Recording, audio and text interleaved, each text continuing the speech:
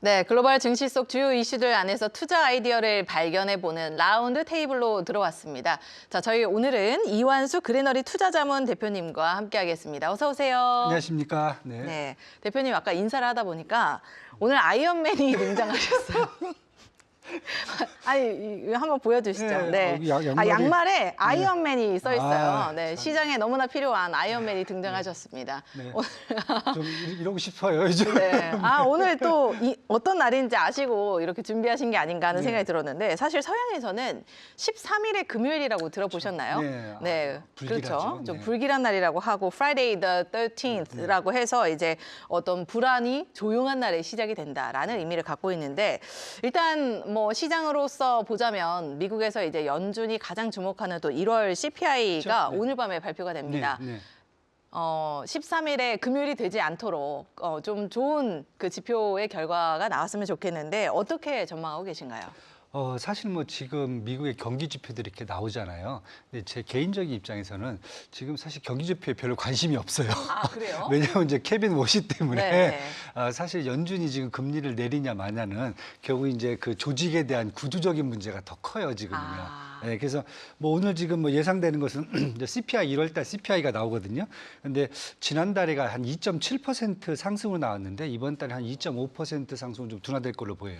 그다음에 근원 CPI도 한 2.6% 지난달에 나왔었는데 이번 달은 2.5%좀 둔화된다. 왜냐하면 사실 이제 1월달에 유가가 뭐 WTI 유가가 좀 많이 하락돼 있는 상태이기 때문에 그걸 감안한다 그러면 전반적인 인플레이션 수준은 좀 낮아진 것 같고요. 그다음에 상호관세가 뭐 추가적으로 좀 인상된 곳이 없거든요. 그러다 보니까 이 정도면은 뭐 이렇게 나오지 않겠는가. 그래서 지난주에 나왔던 이제 고용지표 있잖아요. 실업률도 고용지표 같은 경우는 4.4%로 이제 4.3%로 더 그랬죠. 실업률도 떨어지고 하회했어요. 예, 그다음에 비농업 고용지수도 거의 17만 2천 건으로 또 급증을 했어요. 그러다 보니까 뭐 시장 전반적인 그런 이제 데이터 같은 경우에는 2025년 12월 달 지난해 연준이 이제 생각했던 전망했던 수치에 계속 부합을 하고 있어요. 얘기했던 게 점도표는 한 3.4로 가겠다. 그다음에 올해 성장률은 2.3% 정도 봤고요. 인플레이션은 2.0%로 이제 수렴할 거다. 그다음에 실업률은 4% 중반 이후로 갈 거다. 그 지표에 계속 지금 부응하고 있기 때문에 제가 보기에는 뭐 연준이 당분간 그냥 액션 안 취하고 그냥 가만히 있어도 사실 되는 이런 딱 상황이에요, 느낌이. 그렇다 보니까 지금 이제 3월 달까지 기준금리 인하 가능성은 사실 뭐 거의 제로에 가깝고요. 지금 뭐 분위기는 거의 한 6월 달, 6월 달. 케빈 워시로 좀 의장이 좀 바뀌고 그 나서 한 6월 한 17일 정도의 FOMC 회의에서 기준금리 가능성이 이때 한 50%로 올라갑니다. 그러다 보니까 전반적으로 지금 나오는 지표들은 조금 좀 안정적이다. 미국이 이렇게 걱정할 필요는 없을 것 같다. 이렇게 지금 보여주고 있습니다. 일단은 좀 상반기에 그러면 금리 인하에 대한 시그널을 저희가 찾기는 좀 어렵겠네요. 네, 제가 보기에는 그게 쉽지는 않을 것 같고요.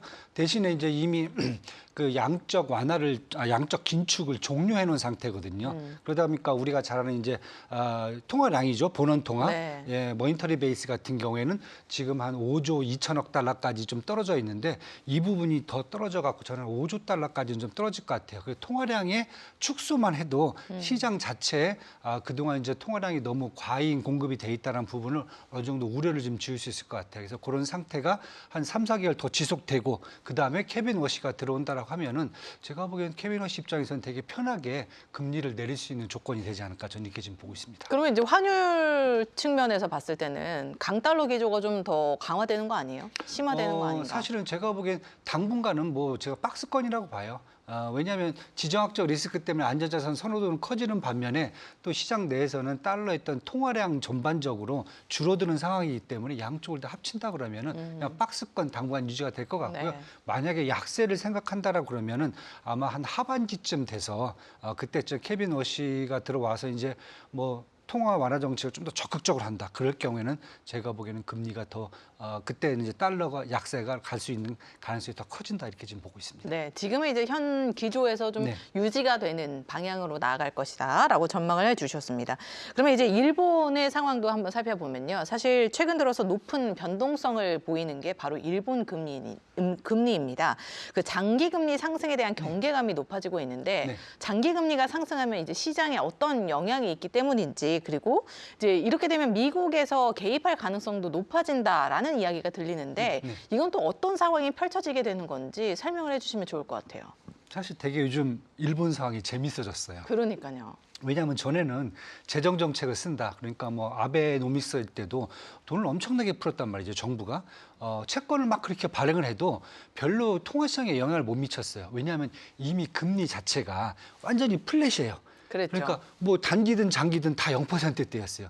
그러니까 여기다가 유동성 함정에 들어가 있는 상황에서 아무리 통화 공급을 늘려도 부담이 없어요. 정부가. 왜냐하면 금리도 0%로 발행하면 되기 때문에 금리에 대한 부담감도 없고 더 들어가봤자 뭐 시장 금리에 영향도 못 미치고, 그러니까 되게 편안하게 막 재정 정책을 썼단 말이죠. 그런데 지금은 저희 일본은행이 그 금리를 0.75%까지 올리면서 잘 보시면은 지금 금리 시장 구조가 되게 스티프하게 됐습니다. 그러니까 뭐냐면은 단기 금리가 지금 한 0.8% 정도 수준에 있는데 장기 금리 20년, 30년, 50년 물들은 한 3.5에서 뭐 한 거의 4%를 왔다 갔다 하고 있거든요. 네. 그러다 보니까 전에하고 틀리게 금융시장이 되게 정상화가 돼 있어요.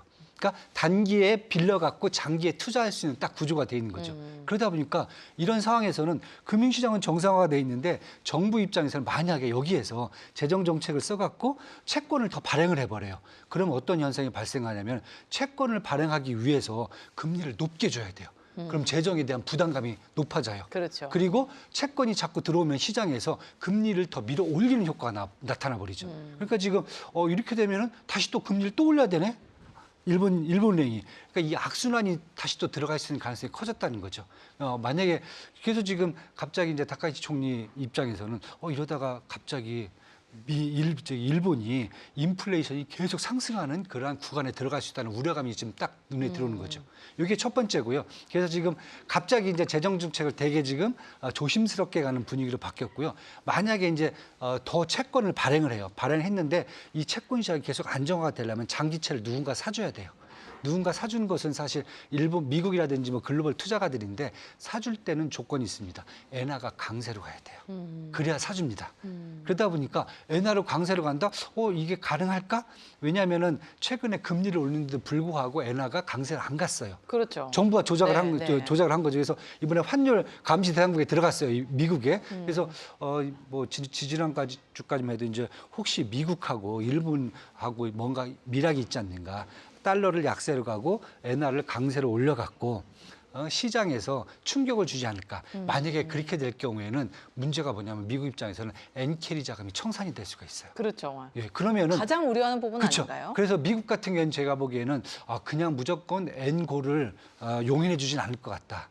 그렇다고 보면은 다카이치 총리 입장에서는 그냥 지금 상황에서 채권을 발행해 버린다라고 했을 경우에는 네. 시장 자체가 인플레이션이 더 커지고 그럼 또 일본 중앙은행은 또 기준금리를 올리겠다라고 하고 그렇게 됐을 경우에 사실 사면 초과에 빠질 수가 있기 때문에 최근에 강한 리더십이라고 생각하면서 사실 자민당이 선거에서 막 대승을 거뒀잖아요. 그랬죠. 이게 다시 또 약화될 수가 있다는 거죠. 그래서 지금 아마 골치가 아플 겁니다. 근데 그건 좀 봐야 될 것 같아요. 어떻게 이걸 해결할지를. 겉으로 보는 분위기하고 그러니까 사뭇 내면에서 얼마나 속앓이를 하고 있을지. 그렇죠. 네. 그 옛날같이 그냥 아베노믹스 때 같이 그냥 뭐 금리가 플랫할 때는 그냥 막 풀어도 되거든요. 근데 지금 세상이 바뀌었어요. 그러니까요. 네. 그래서 지금 아마 다카이치 총리도 지금 요즘 머리털이 좀 많이 빠지실 것 같아요. 근데 뭐 호언장담을 했잖아요, 사실. 뭐 200조 원, 그러니까 21조 엔을 이제 경기 부양책으로 네. 쓰면서 이제 대규모 부양을 하겠다라고 했는데 그 약속을 이행을 안 할 수도 없는 상황이고 그렇죠. 네. 시장의 상황을 살피지 않을 수도 없고 맞습니다. 뭐 진퇴양난의 진퇴양난이요. 그런 뭐 상황에 빠져 있네요. 네, 그래서 뭐 이런 상황 때문에 최근에 이제 우리 그 일학개미 분들 네. 예, 이제 투자를 좀 거둬들이시는 것 같아요. 아, 지금 이제 분위기가.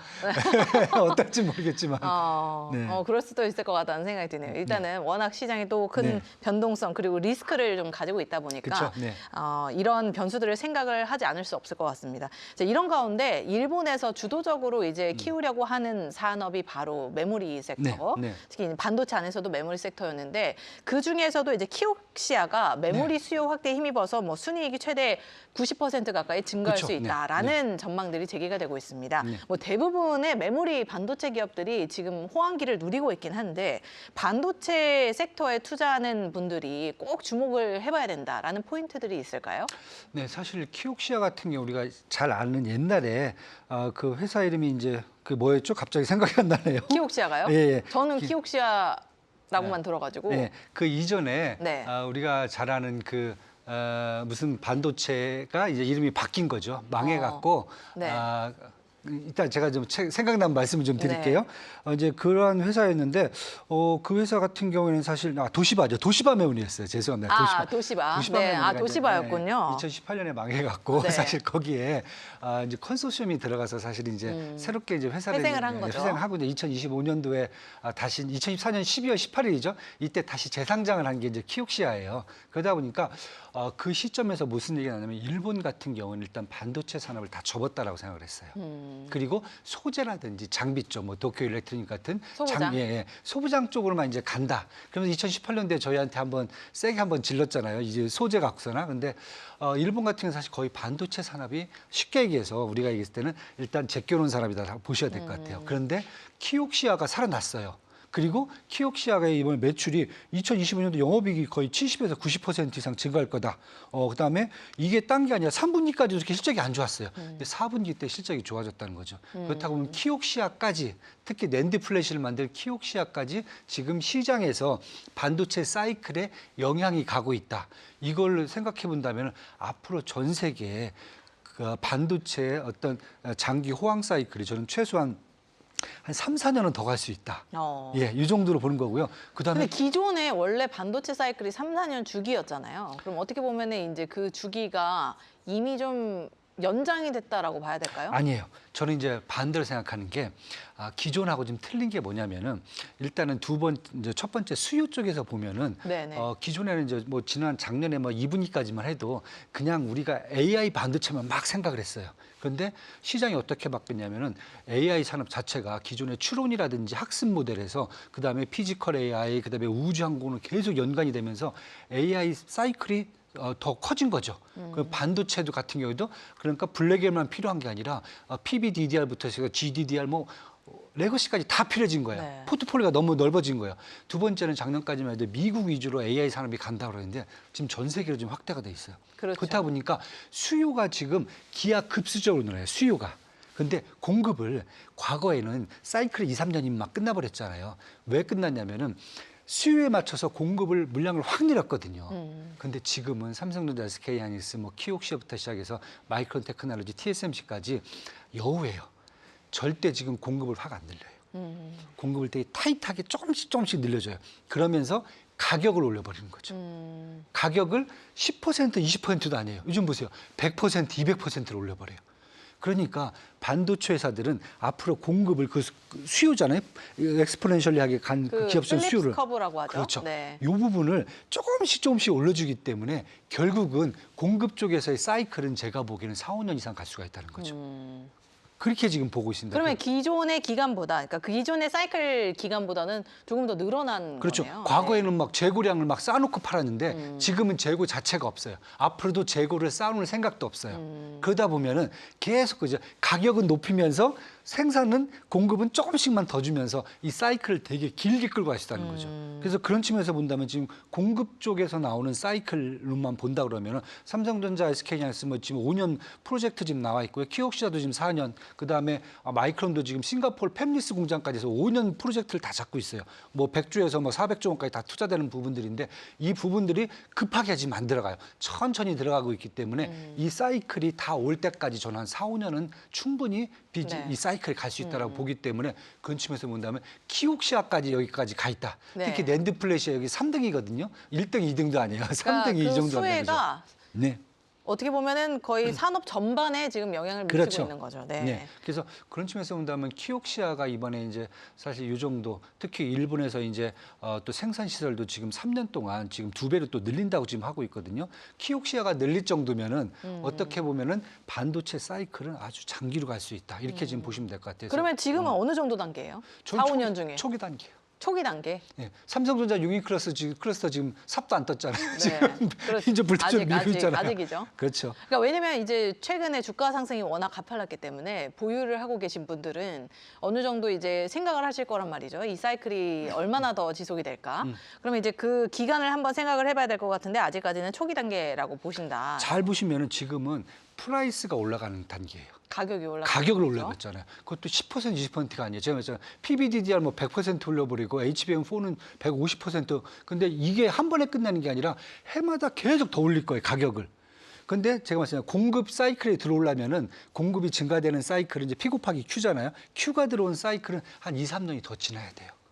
당장은 프라이스로 가는 거 지금 상태고 그다음에 Q까지 들어오면은 계속 지금 연장이 된다는 거죠. 그렇게 보셔야 될 것 같아요. 그렇네요. 그러니까 말씀해 주신 것처럼 그러니까 기존에는 AI만 반도체가 필요한 줄 알았는데 네. 이제 보니까 휴머노이드에서도 필요하고 자율주행에서도 필요하고 이러다 보니까 이제 메모리 센트릭 시대가 됐다라는 그렇죠, 말들이 맞습니다. 등장하고 있습니다. 네. 실제로 이제 그러면 글로벌 메모리 섹터에도 전반적으로 큰 영향을 미칠 것으로 보이는데 이 글로벌 메모리 반도체 시장은 어떻게 바라보면 좋을까요?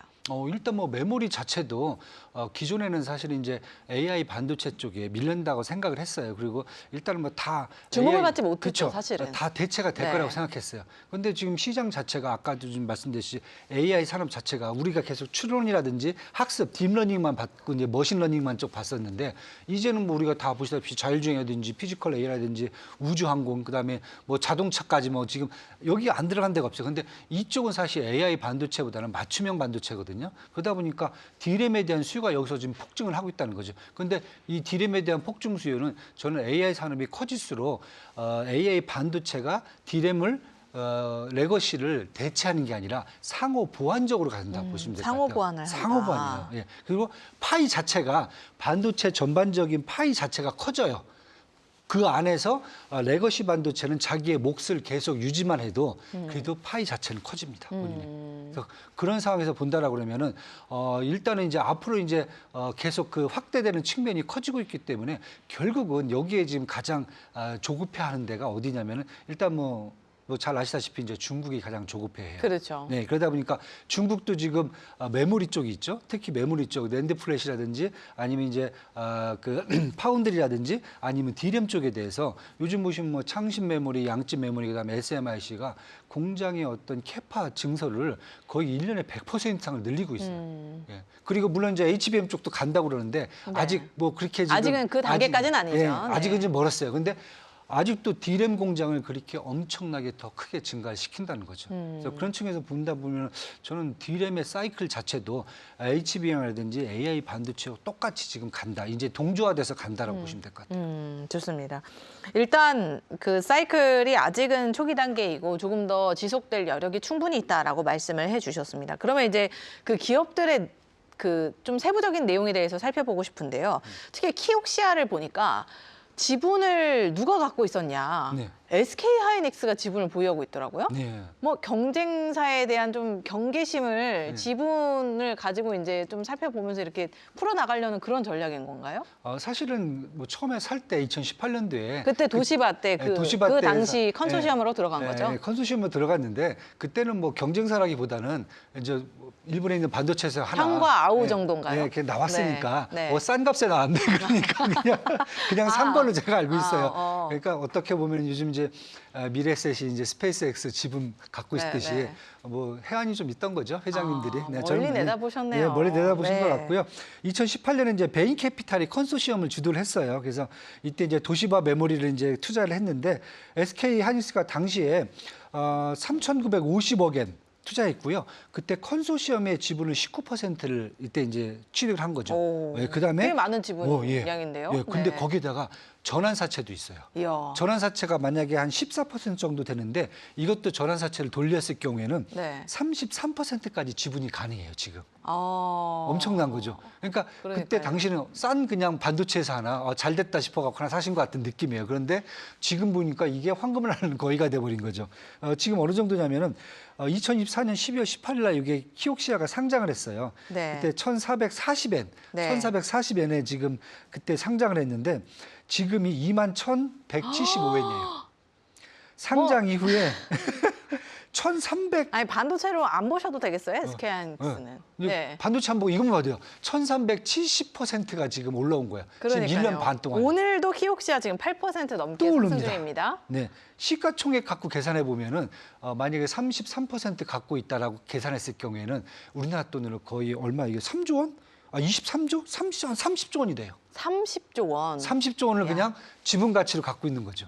그래서 야 SK 하이닉스는 이렇게도 돈을 버는구나. 이 잘 되는 집은 넘어져도 코앞에 황금이 있는 거야. 엎어져도 돈을 코앞에 번다고. 황금이 있는 거야. 그래서 내가 야 이게 잘 되는 집안이구나. 그래서 키옥시아 같은 경우는 제가 봤을 때는 물론 이제 SK 하이닉스가 낸드 플래시 사업을 이제 영위를 하고 있지만은 충분히 키옥시아를 통해서도 제가 보기엔 나중에 뭐 협력을 더 한다 그래서 키옥시아를 더 키워도 저는 괜찮은 그런 수준까지 와 있기 때문에 일각에서는 당장 지분을 팔아갖고 뭘 해라 그러는데 그럴 필요는 없을 것 같아요. 제가 보기에 이렇게 됐을 경우는 향후에 이제 일본의 반도체 산업도 SK 하이닉스가 점령할 수 있는 그런 구조가 나올 수 있다. 저는 이렇게 지금 보고 있습니다. 네, 좋네요.